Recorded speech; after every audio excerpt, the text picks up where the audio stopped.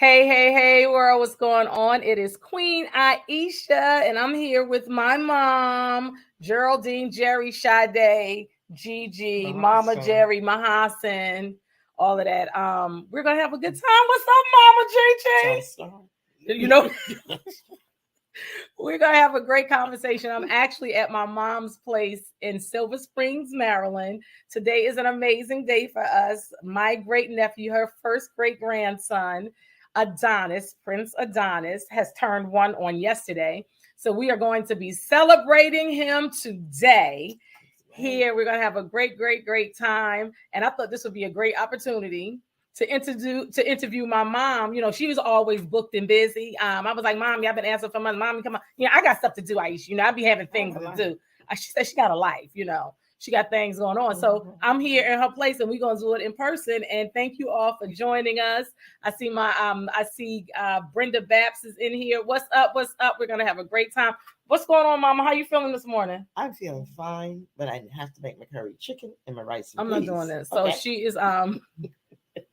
she is preparing a few things for the celebration, and then you know how we do. We having a celebration after the celebration. So since me and my sister Razia are in town, we just told our friends, like, we miss you, like, come through and see us, because our trip is such a quick turnaround, but we had to show up and show out for Mr. Prince Adonis, okay, with his beautiful spirit. So, Mother, thank you so much for joining me. We're going to talk about a few she said she want her check, yo. She's gonna be saying slick stuff all throughout the conversation. So before we get started with the interview, this is Black History Month. We have a few more days left in Black History Month, and I just wanted to share a Black History fact with you all, that the father of Black History Month is Mr. Carter G. Woodson. He was born December 19th, 1875 in New Canton, Virginia. And he was actually born to his parents who were actually enslaved. Mr. Woodson was tirelessly and worked in lobbying to establish the Negro History Week as a program that encouraged the study of African American history. He dedicated his career to the subject and wrote many books on the topic. His most famous volume is The Miseducation of the Negro, 1933. I actually have a copy of that book. This book, which has been required as reading in numerous colleges and universities. Now, if you all did not know that, it went from Negro History Week to Negro History Month. And the way it became about, it was to honor President Abraham Lincoln, who he abolished slavery with the Emancipation Proclamation, and then also Frederick Douglass, who was an escaped slave and an activist and author. So that's how it started off, with it being the month of February, because both of their birthdays are in February. Okay. And then in 1976, it went from a week to a full month. So that is your Black History fact here on I Know Dope People with Queen Aishah. Okay. So we are going to get started with my mom. As I introduced you all, my mother's Geraldine Hogan's from Newark, New Jersey, Brick City, the original OG gangster from Mama Street. From Mama Street. And she will tell people she's from Montclair. I don't know what that's about, but she's from Newark. Okay. She from Newark. Ain't nothing wrong with Newark. She from Newark. When she put on her really bougie hat, she'd be like, I'm from Montclair. I'd be like, Geraldine, you from Newark. So she said she passed through Newark. Where were you born? In Newark. You were born in Newark. You were born in Newark. So, Mom, you are the only child to Grandma Bernice and Grandpa Nate Dawson. I'm the only child for my parents. You're the only, right? Well, you're okay, Mommy. Come on. Like, for real. She said, you're the only child for your parents that we know. So, no, she's the only child for her parents. How was it growing up being an only child? Oh, well, first of all, my mother died when I was 2. So I was raised by my maternal grandmother. And that was fine. She had her own business, which was a restaurant. But after one of my grandfathers died, that was not my mother's father. My grandmother, Elizabeth Taylor had nothing on her. Anyway, as I said, one of my grandfathers made his transition. So my grandmother had to give up the business, and I went to stay with my Aunt Flossie. My Aunt Flossie had no children, but she watched everybody's child who worked. So I lived with my cousins, and therefore it wasn't like being an only child. The only situation was both sides of my family doted on me, like my dad's relatives, my great aunts and uncles, and my dad had brothers. So I always had an abundance of things. Back in those days, they used to consider a child without a mother a motherless child. And it was a determination I wasn't going to miss anything since my mom wasn't there. So therefore, I had a lot of stuff.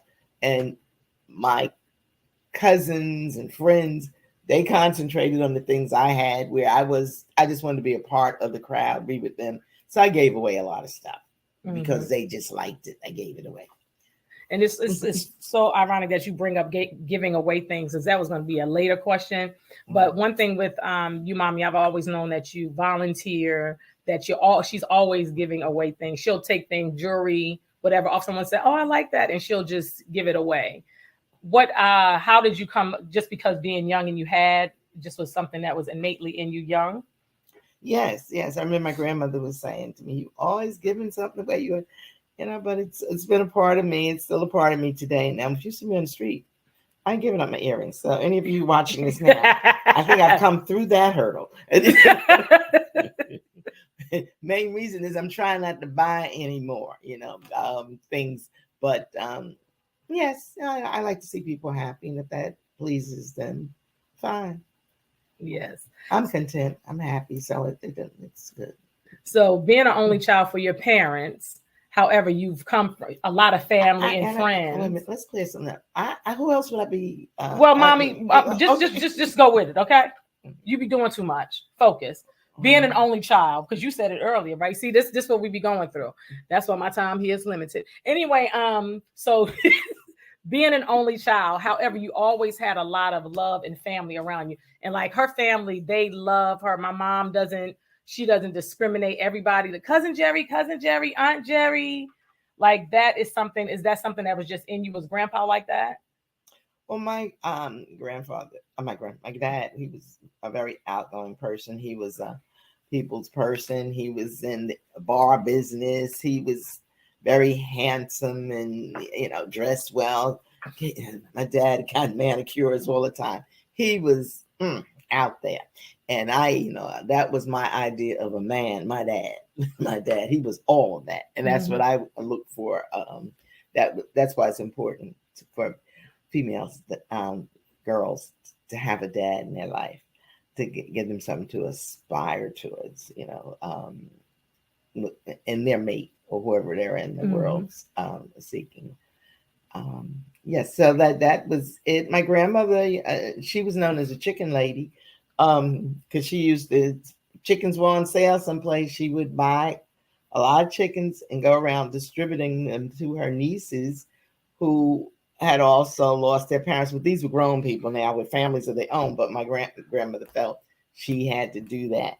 And at the time, she could afford to buy them chickens because it's not like today's prices. Okay, because the chicken has sacrificed a lot for Black people. However, it's very expensive. But Grandma Marguerite, she also, did she date a man that delivered chickens to the supermarket? I don't know nothing about that. She probably don't want to say it on camera, but she would make sure that he delivered chickens to all the family, because what we doing is getting these chickens. Oh, you must be getting confused with the story. This aunt will remain nameless. When Grandma said she stole a live chicken out the chicken market, and she don't know how she got out the store with the live chicken under her coat. I never heard that one, but okay. But yeah, so you have 6 children. Yes. 3 boys first, and then 3 girls. I am the first girl. And how was that? You being an only child and having 6 kids. What did you say you would tell people if they asked you? You said if somebody asked you if you like sex, what you say? You're going to tell them you had 6 kids. That has nothing to do with it. But that's what you used to say, Mom. It could have been 6 mistakes. But you celebrated me when I came through, Gigi. Tell him. Anyway. All of my children are different. They're all exceptional. They're all wonderful in their own way. Mm-hmm. We got some specials. They're real specials. You would say that if somebody told me something about one of my children did something, she was like, I know y'all so well, I would know who did what. She's like, you couldn't lie on them because I know their personalities. And you said it was important that you raise all of us as individuals, not as collective children, because we all had separate needs. Different people. Yes. All different people with different needs. Okay. So elaborate on that. But you all needed to get you behind it. She ain't play, honey. I have friends that's grown. They be like, when we came to your house, your mother beat me. Because everybody that was there, she was like, she was the original, you can get it. She was the original, you can get it. So no, I just checked things out and didn't take things for granted. And the child came to the house. They wanted to spend the night. I wanted to know about their parents. They said their mom said it was okay. I wanted to know about that. How your mother say it's okay and she don't know who I am? Mm-hmm. How she go, okay, you to stay over my house? Yeah. So I always did investigation. I was busy, but I also always kept my hand on what they were doing. Now they got over on me, because I thought like when we lived in Georgia King Village, I had all the locks on the doors and the bars on the window. And you guys tell me how you used to make chains and your friends would stand on one another and you come out the window. That was those were your boys. Mm-hmm. Those are your boys. Mm-hmm. Those are the boys. So yeah, so one thing I would say is you always kept us involved in activities, but also you kept us involved in activities, but you also included our friends as much as possible. Yeah. Like even whether it was just as simple as going to the drive-in movie, because that was back in the day. And she had a station wagon, so she would put us in. I don't know how much it cost to get in, and I don't know how many she paid for, but the back seat was coming down, and it was going to be about 1 or 2 bodies under that seat before it went. And then my mother, we bathed. If we were young enough, she bathed us, or we bathed, put our pajamas on. So when we got home from the movie, we were already ready for bed. So it was important for us to have culture. You used to take us to the Black Film Festival. You had your art lessons, you had your music lessons, you went to camp. Yeah, but you wanted to be a ballerina, but because you weren't a ballerina, you wanted one of us to be a ballerina. Yes, ballerina dance. Yes. Yeah, so we actually took ballet classes. So you made sure that we were all involved in the arts. So when you and my dad separated, she felt as though she still wanted to give us what they had, their vision together, their goal together. She still pressed forward to do that. And you always made yourself, like you stated, available. She went to school. You worked across the street from us when we lived in Georgia King Village. She always arranged her work schedule where she could be available to us. And we always had a hot meal. Like M&M's was a treat. Ice cream. The only reason we got ice cream is because my dad had an ice cream truck, so that wasn't everything. Not true. Well, Mommy had a lot of Briars. Well, we did eat Briars, but it wasn't like a constant thing because your thing was more so us having a balanced meal, and you was like, I don't have no extra money for the dentist. I think one day I was eating candy or something, and she was like, "What you have in your mouth? What you eating, honey?" And my mother nails was always manicured. She did one of these and shook you over the toilet to get. She's like, "We don't have no extra money. We don't have no extra."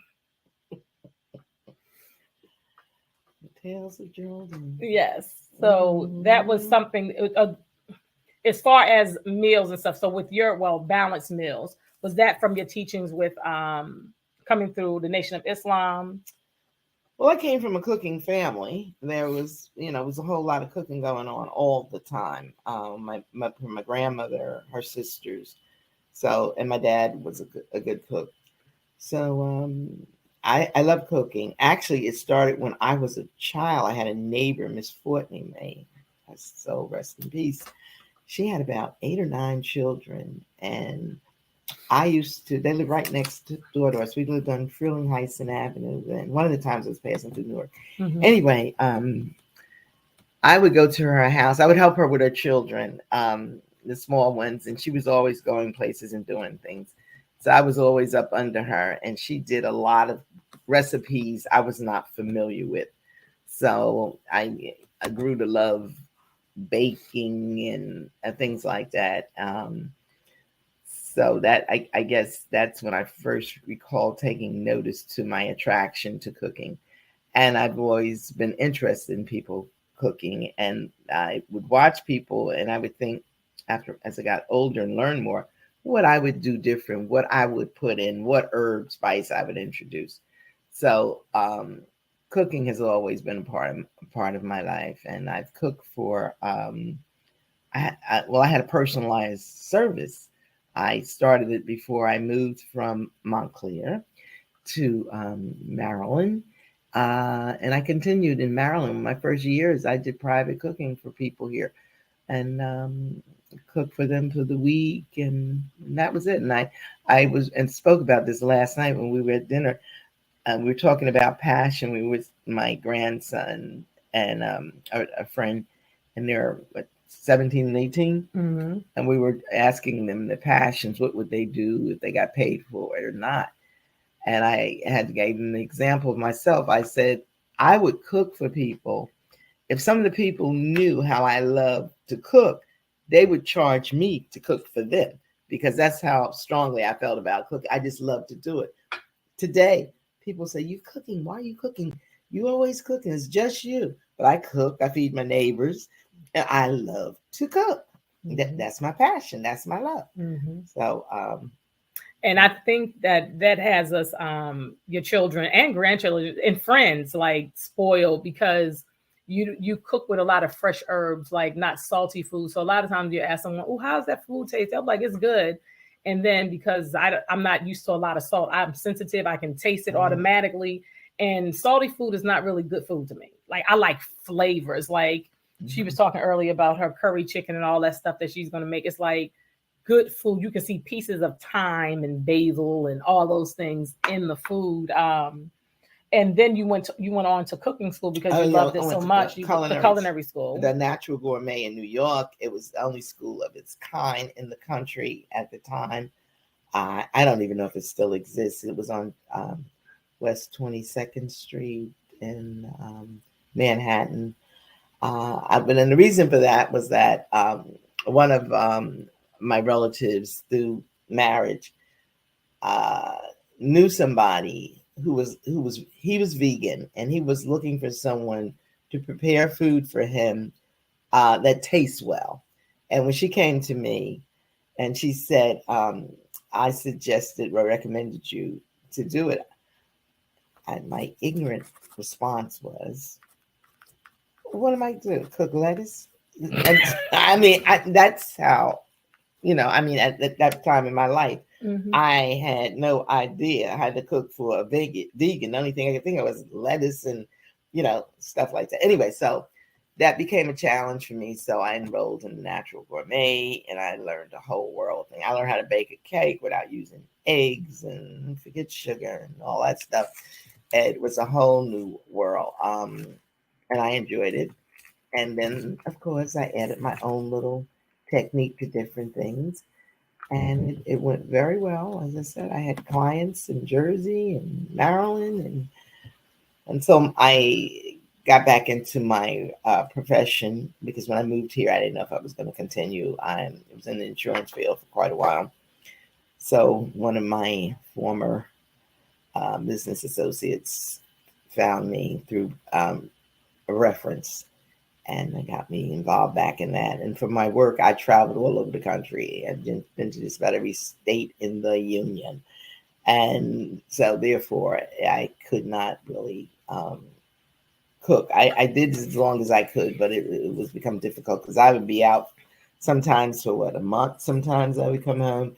That's why my daughter Razia convinced me to move to Baltimore with her. She said, Ma, you just pay rent for nothing. I'm buying a house. You might as well come on over and pay my mortgage, because I was never home. Yes, and also she's being modest. She actually she cooked for Lauryn Hill at Lauryn Hill's house in South Orange, New Jersey. This is when Lauryn's album came out. Lauryn was looking for a personal chef to go on tour.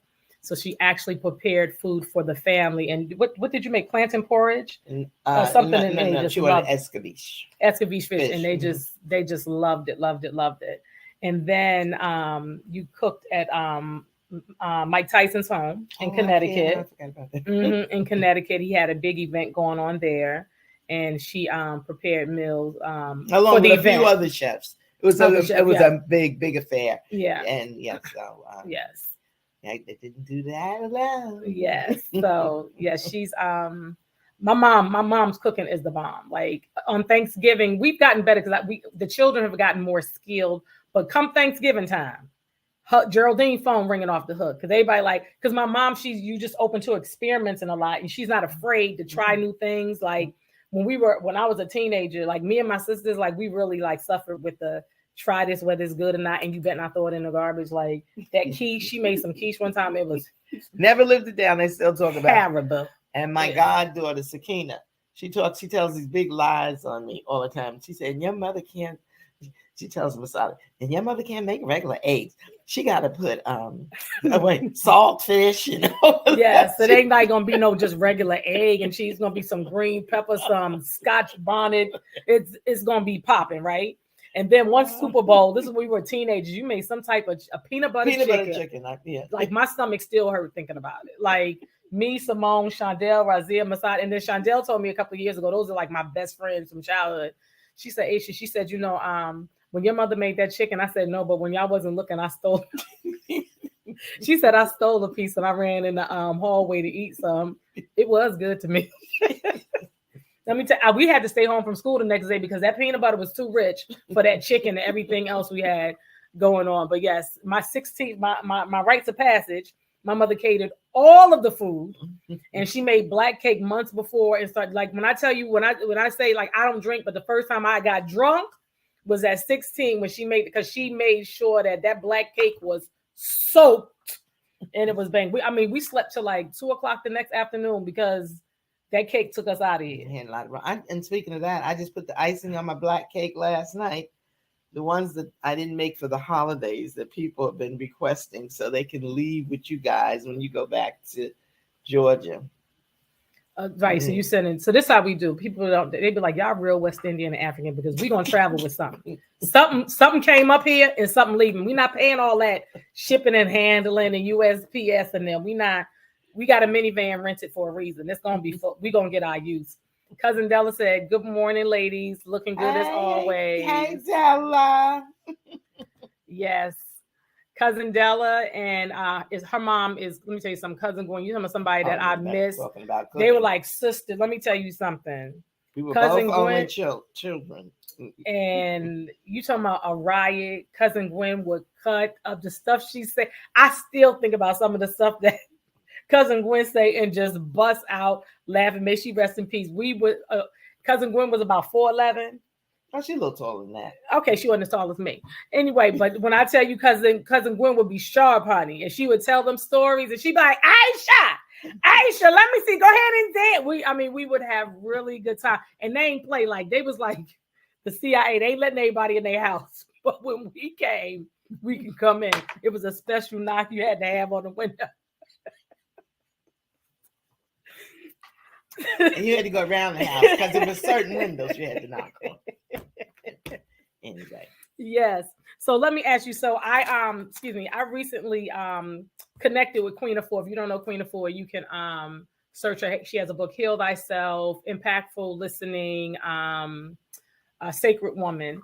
And I was telling her how I was introduced to her back in the 80s through you, and just us being connected and knowing our roots and our history and all of those things, that was so imperative to you. And I was explaining to her how we listen to WLIB, which is talk radio. Like, if you come in my mom's house now, and the reason it's not as quiet is because we're doing this live, but she listens to WPFW, which is in Washington, D.C., her blues, her news. You always were into alternative world news. It's listener-sponsored radio. So therefore, those who are concerned or interested in what's going on in the world and what's going on for us as a people, they basically listen. And this is all nationalities, all complexions. This radio station has been on the air for, I believe it's 45 years. It was on before I came down here, and I've been down in this area about 25 years now.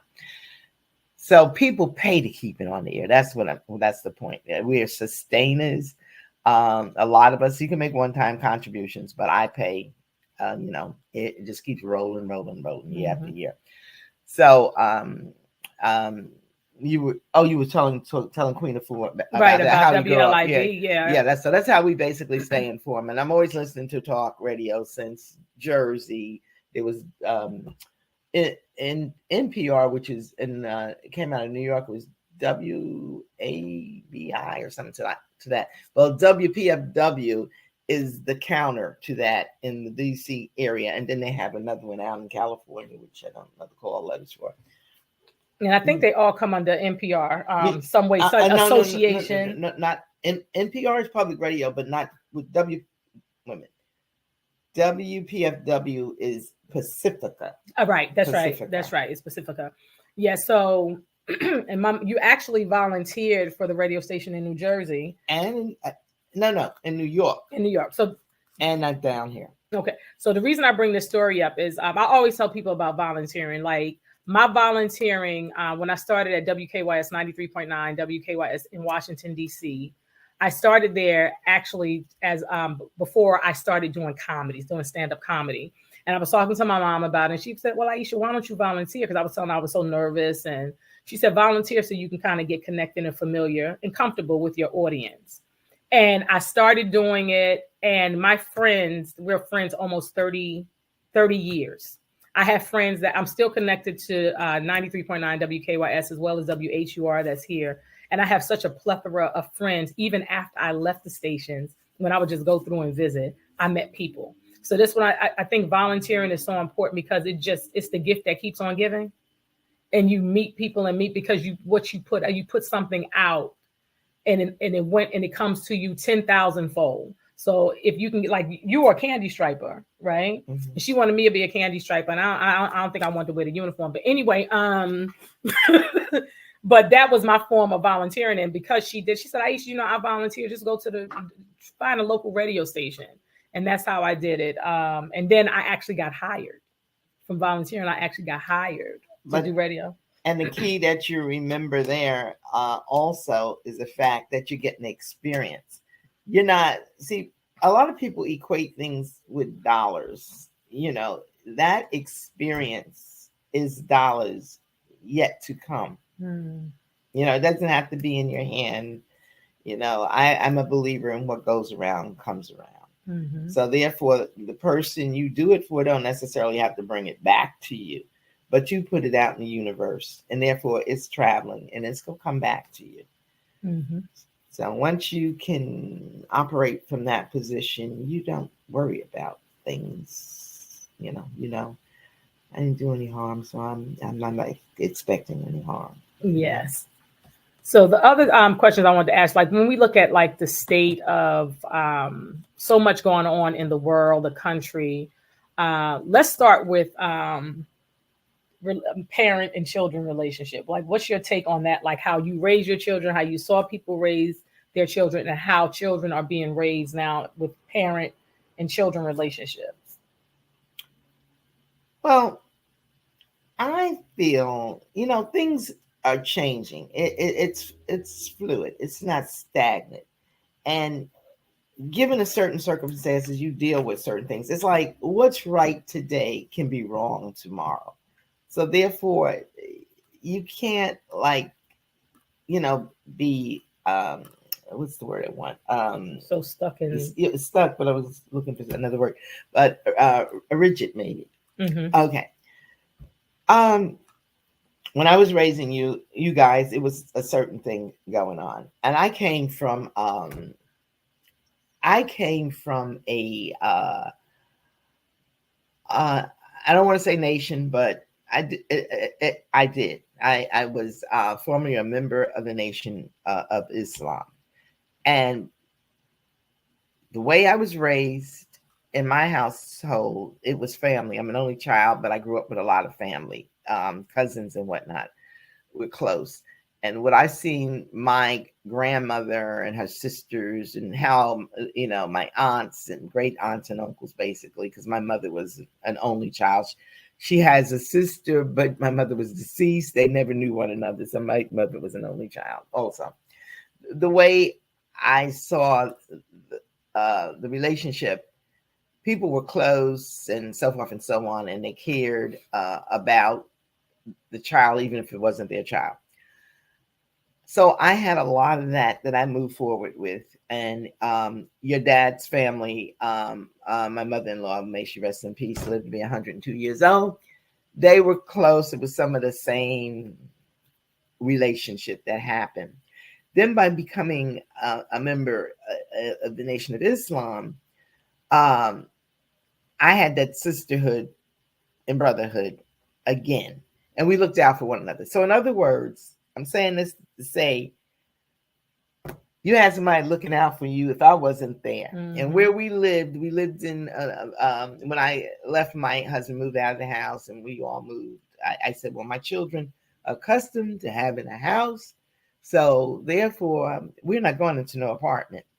And it so happened it was the start of all these new townhouses being built, so forth and so on. So we moved into a townhouse.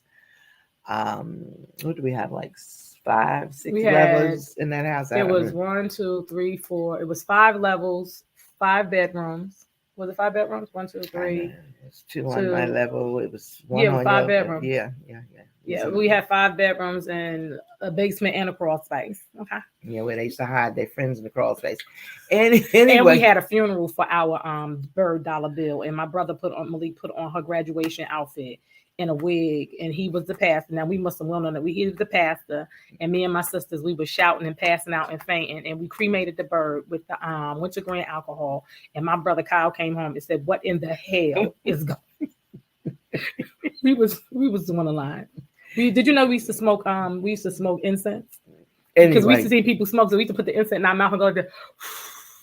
We thought we was doing something in tea bags. The tea bag gave me a headache. But go ahead, Geraldine. Anyway, like I said, I thought I had it all nailed down and didn't much get past me. But you see, they were still doing stuff. All right, what they saw, because they thought we were Africans or something. Right. This is so funny because my mom, we grew up around everyone. She went to school with people like Brother Yago, may he rest in peace. His daughter's Jennifer, and I forgot the other Jennifer. I can't think of the oldest daughter's name, or the youngest daughter's name. We are friends till this day, but we grew up around everyone. So we didn't have a lot of hangups with, this person African, this person Haitian, this person Jamaican. But then when it became popular, I was like, y'all, we been done did that.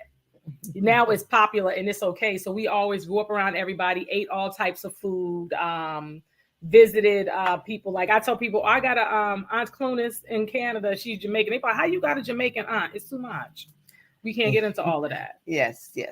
But the point I was making about the environment that came out, there was always family. Even if there wasn't blood, there was family. And being in the Nation of Islam, the place we moved to, a lot of Muslims live there. So there was always somebody watching and caring. So my children, they ran into, it was how I say duplicated.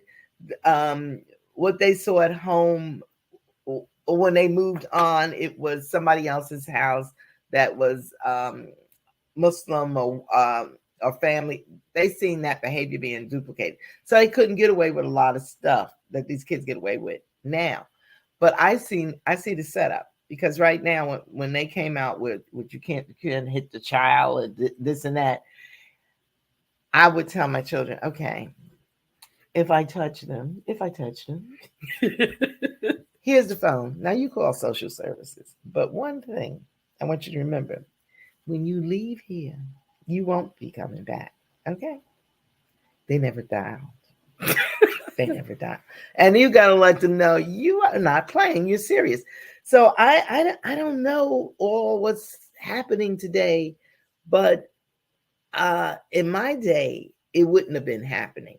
But I know there's some new challenges today that you have to deal with, but it's the way you started off raising those children and the input. And one of the things I find, I say that you got babies raising babies. the things the children do today, I don't even understand how do they get to that point. But it's because they never learn. The parents never learn. They didn't sit at the foot of their grandparents and great aunts, uncles, and so forth. They did not have those opportunities because someone decided to start a family very young, um, without the knowledge of what it was all about. It's more than just having a baby. It's not a play, a toy, or whatnot. I mean, I had when I got married, my first marriage, my grandmother came to my house every day to make sure that things were clean, the house was clean, food was cooked, and the baby was cared for properly. And what did we do? We listened. We didn't know. I ain't know nothing about having no baby or no child. I listened. That was it. And one thing you will always say, you're a believer. I was a believer. I didn't have to get beatings and whatnot. I was a believer. I see stuff going on, and I never thought about running away because my grandmother cooked every day, and the house was clean. I could not imagine sleeping on nobody's floor, and that was just not a part of my reality, as Dr. Jewel Pookrum would say. Okay. So so one thing we would ask you, we was like, Mommy, you never tried drugs, weed, or anything. Mm-mm. What would you say? Mm-mm. You like your clothes too much? I like to eat and I like to wear clothes. I say if I can't wear it and I can't chew it and pass it, I ain't interested. Okay. Words spoken by Geraldine. So what are your thoughts on religion? Do you think that a lot of issues that we have going on have to do with lack of religion or spirituality? Well, we're all connected, whether you know it or not. I don't know what you want to call it or how you want to call it. I have no issues. I'm a Buddhist. I'm a Buddhist. I don't. It talks to me. But I'm true to myself. So let me just say this to you folks out there.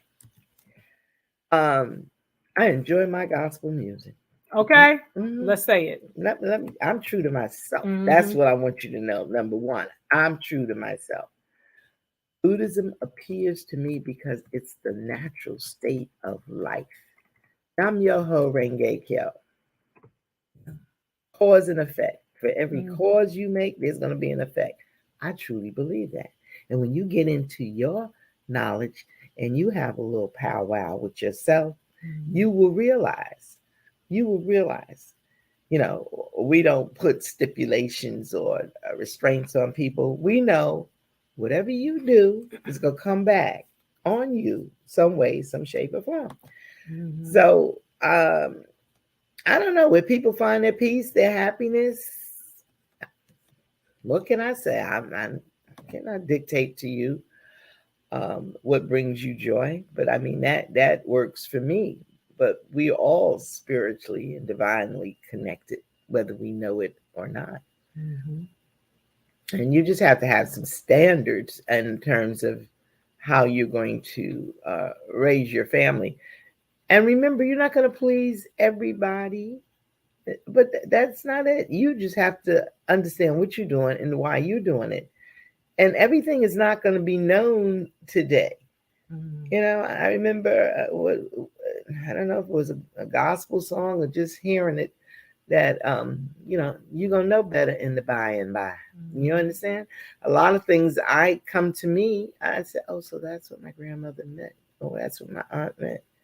So I'm seeing it now. Mm-hmm. And one thing about it, if you don't learn a lesson, you can repeat it over and over and over.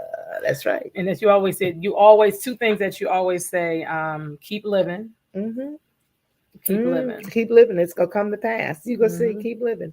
This is where you are today. I've grown. I've changed my mind and my situation.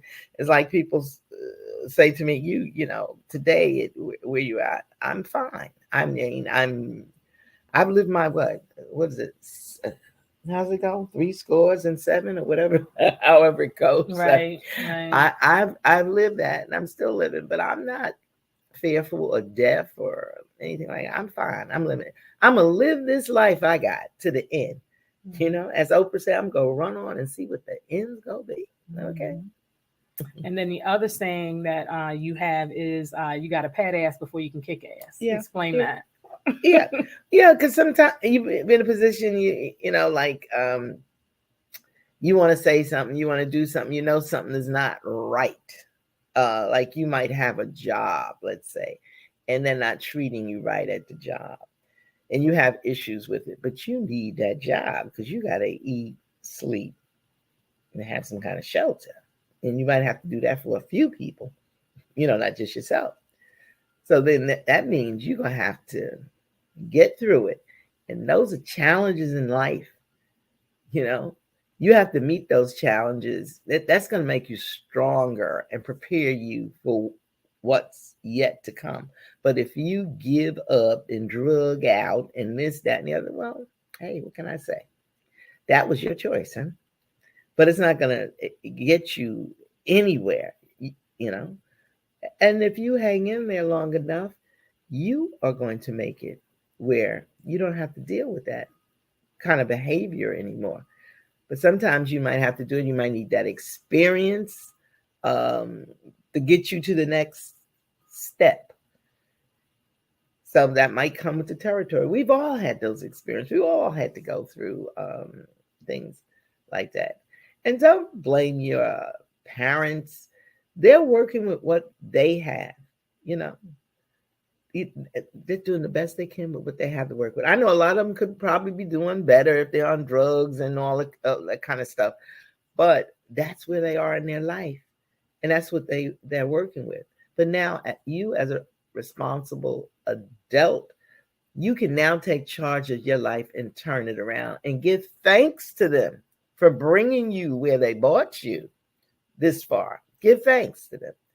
Even if they were a drug addict, even if they gave you up, give thanks to them for the knowledge they had to bring you to a certain point in life. Because you don't know what they had to go through in life. Thank you.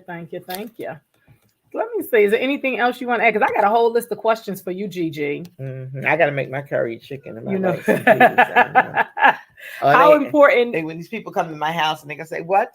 You know? Right. How important is education? Because you made sure that, let me share this story. When I first came to DC, I came to DC and my mother, we would communicate all the time. I was 19 and she would ask me if I had found work yet. And I was like, no. So one of our conversations, she said to me, because she got so much insight. She's so resourceful. I have friends. My mom is so resourceful. If she doesn't know, she's going to direct you to somebody that know, or she's going to tell you to look it up. Research it. When I was coming up, I'm like, Mommy, how you spell that word? Look it up. How you going to look it up if you don't know how to spell it? Mm-hmm. But these are the challenges that we were always given.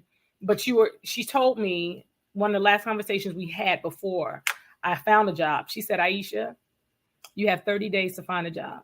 If you don't find a job in 30 days, you will be in school. Because she also understood that, one, I was young. I was in a new area. I was very green.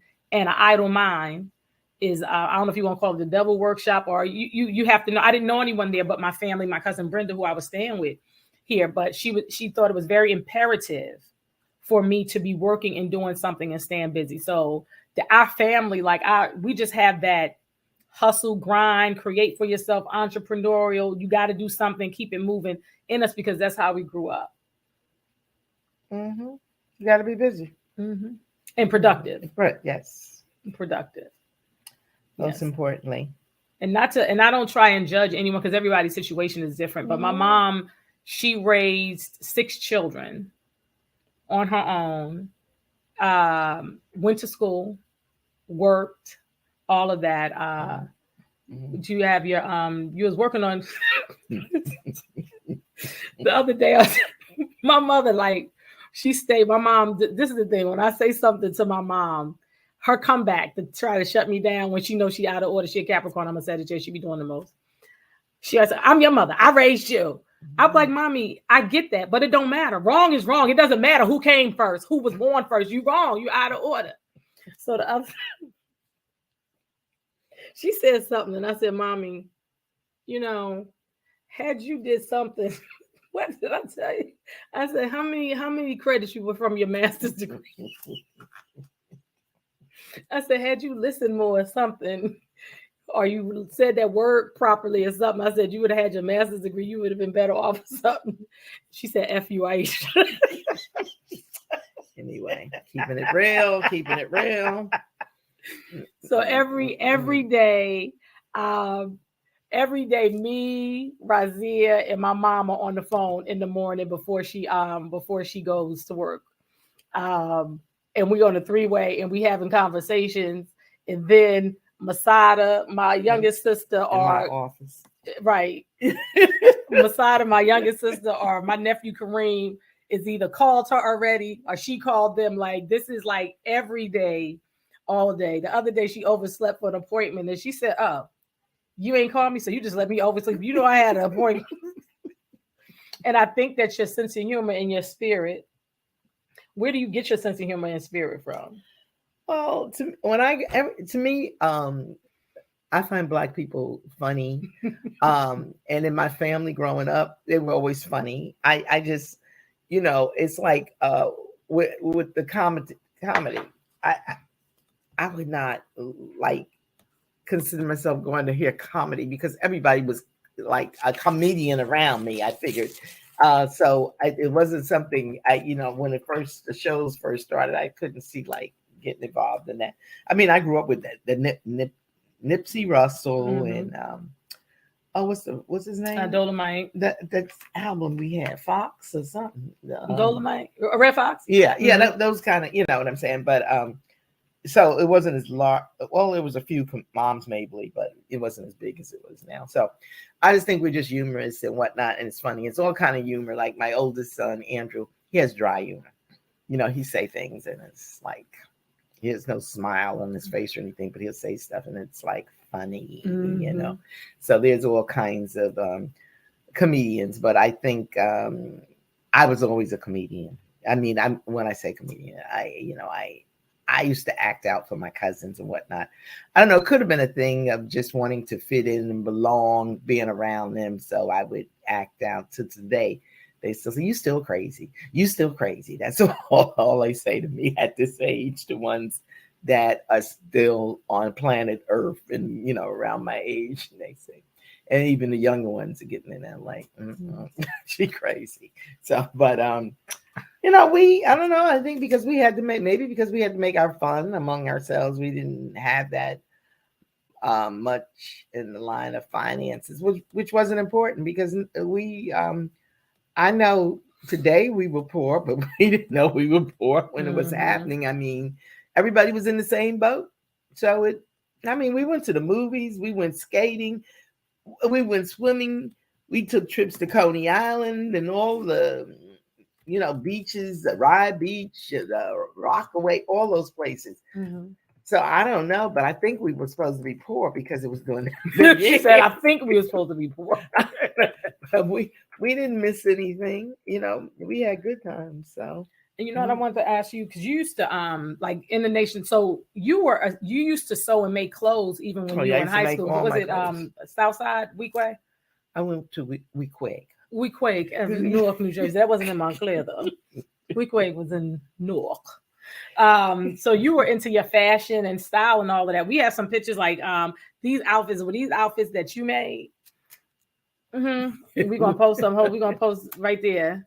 That's an outfit. I think you got on a fur coat. I think you was like grown. You was like, I think you was in your 50s. I mean, you was cute. You still kind of. No, I was.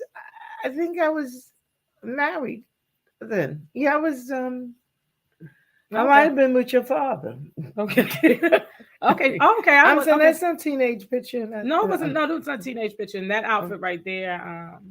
So you don't ask me no questions. Okay, but you looking cute because most of these outfits, I think that you made them.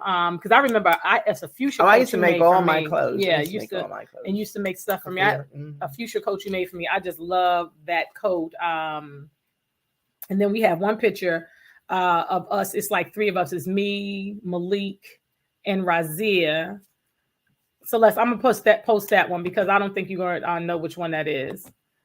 It was me, Malik, and Razia. I think this is a picture that did you make those outfits for us? Oh yes. You made that, honey. You know, I was ready. You see my little curl on the side. And me and Razia, we were supermodels. And it's so funny because Razia is really into like fashion. Like me and Masada, we gonna look fly, but Razia, that's her thing. I think Razia breathe fashion, like you, and y'all love to get y'all what I was gonna say your shop on, but not necessarily. Y'all just nice things. But Andrew and Kyle, they'll go out, the boys, and buy like my brothers would buy like $600-700 shoes, and they bought them shoes like years ago, and they still good shoes.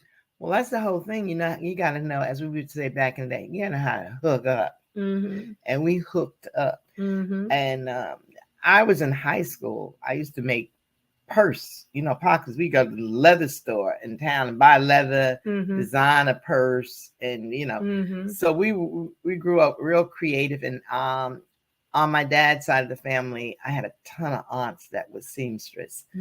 So you sew it, look nice and whatnot. They want to come close, turn it over, and let me see what it looked like inside. Yep, they were always say that. Yep, they were true seamstress. So they taught us. They didn't get excited about how it looked on the outside. They wanted to know how it looked on the inside because it had to look as good on the inside. The clothes you people buy today, oh gosh, the older generation is turning over in their grave because that was not acceptable. You could not. So it was a different era, and I love having my clothes made. I should tell you, seamstress, boy, she'd have a seamstress making things for her shows. I would gravitate right to them because I love having my clothes made.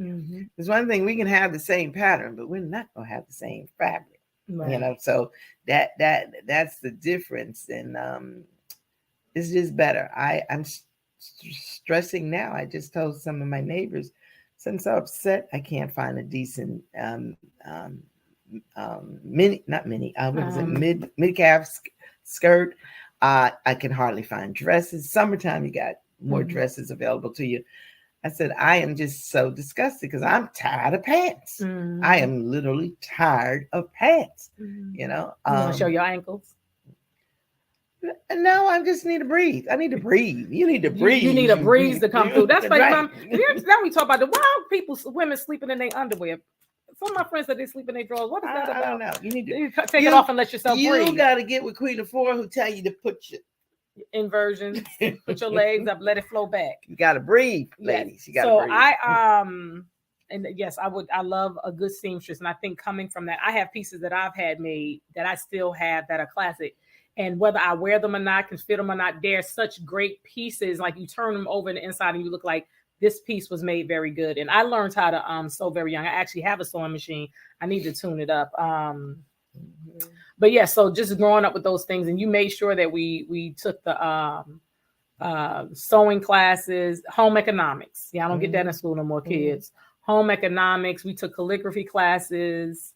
Went to camp, and that was because basically things that you were not exposed to, you thought it was important that your children have those exposures. Right. Well, like roller skating. She can't roller skate, but I can. No, I can roller skate. I went to the rink all the time, but I just never. Just because you went to the rink, that don't mean you can skate. I was going to say I just never really got it. And they used to put me out, and my cousin used to put me out in the middle, and I would cry until somebody came. The middle is safe. The middle is safe. No, they just leave me, tease me and whatnot. No, but I mean, going to camp, that wasn't, people went to camp, but not when I grew up. I didn't know nobody who went to camp, but except for my father, he went because he was a Boy Scout or something. He used to go with the camp. He told me, Yeah, and that was when you were going on sabbatical, because we would be gone for 2 weeks and you would just get your life. You and Andars. Y'all run to Atlantic City and hang out. We don't know what they was doing, but they was in Atlantic City turning up. She said, So is there anything that you want to leave the fine people with as we wrap up and you go make your curry chicken?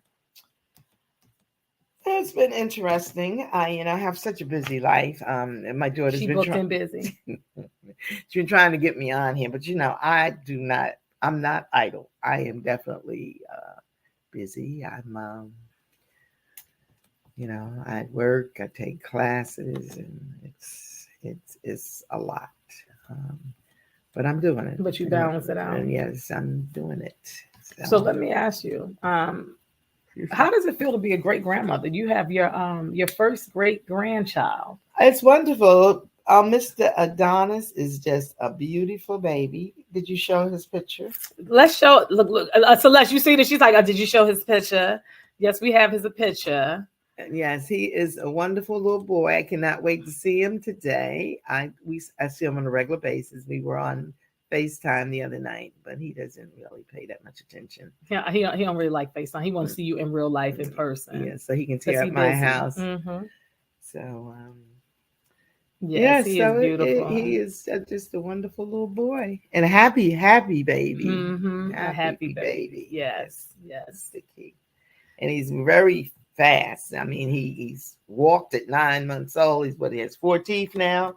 And the other ones are coming in. Yeah. And he was a year old yesterday. And he started school 2 weeks ago. Mm-hmm. So yeah, but he's in daycare. He's in a plant-based STEM daycare. Yeah. They're using the same coloring book that everybody else uses, just paying you gotta pay a little extra for it. But yeah, so I'm just so grateful and honored that I chose you. You should also be grateful and honored, Geraldine, that I chose to come through you to be my mother, to guide me through this journey called life. Did you want to give me a hug, a kiss, and tell me how? I just want to tell you my soil is rich. But I love and appreciate you, and our relationship has evolved so much. But this is what I always tell people: when your foundation is strong, when you come from strong foundation, when you plant your children in a strong foundation, that the wind may blow, this may happen, but they may bend, but they're not going to break. They're always going to have a bounce back. And I just think that it is remarkable for my mother to raise 6 children, 3 boys and 3 girls. We are all still here. We've all had our challenges and battles. I tell you about that one time I had got locked up and she had told them to keep me. But I'll tell y'all that. But, she was like, I'm so sick of her ass. Keep her. I was like, and I can hear through the phone. I was like, did she just? And they had put me on house arrest, and she was really locking me in the house, y'all. Like, I was like, she really on their side. I ain't do nothing. Anyway, but she's always like, she's always been strong and had fortitude. And I believe that the reason that we are all still here is because we know that what she has put in us and what our ancestors, grandparents, my dad has put in us. And sometimes I'll be like, yo, we are really prayed over and prayed for. We have 6 children. You have 6 children. We're all in our right mind for the most part. I have my days. So, but it's just such like the sacrifices that you have made. And I don't knock anybody, but I just be like, okay, my mother did it in the 70s and 80s. She didn't have the resources that people have now. And it's really about a mindset and about being determined and saying, this is what I'm going to do. I'm going to win.